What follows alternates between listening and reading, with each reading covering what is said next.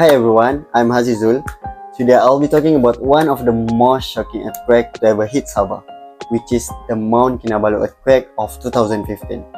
For us Sabahan, Kunasang is a place we think of as peaceful, beautiful, and calm, but on that day it became the site of tragic event, not just for Sabahan, but for all nations. So, on June 5, 2015 at 7:15 in the morning, magnitude 6.0 earthquake struck just northwest of Ranau and it shook Sabah's tallest mountain, Mount Kinabalu.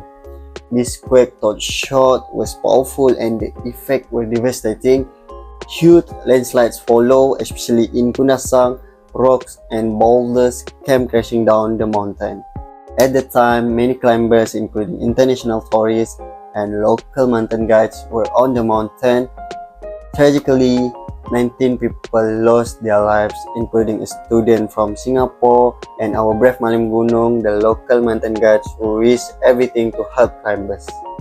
The earthquake injured many others, and for those at the mountain, it must have been terrifying beyond words. I live about 100 kilometers away from Mount Kinabalu, but I could feel the tremors. I remember the ground shook beneath my feet and I felt this sense of panic and helplessness.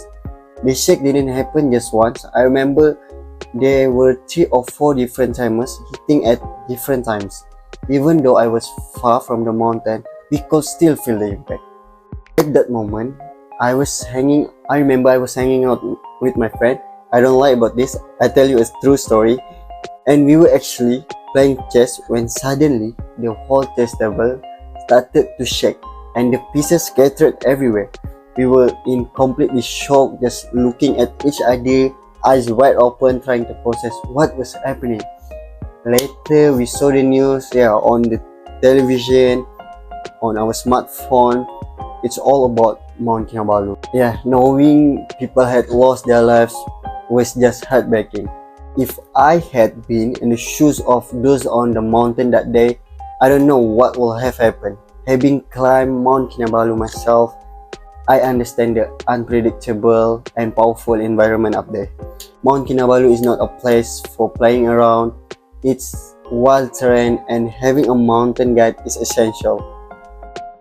When I climbed Mount Kinabalu, I was unlucky and couldn't make it to the summit. We cannot go to the peak, not because I lack stamina, but because a storm hit while we were at Panalaban, Panalaban is the best camp.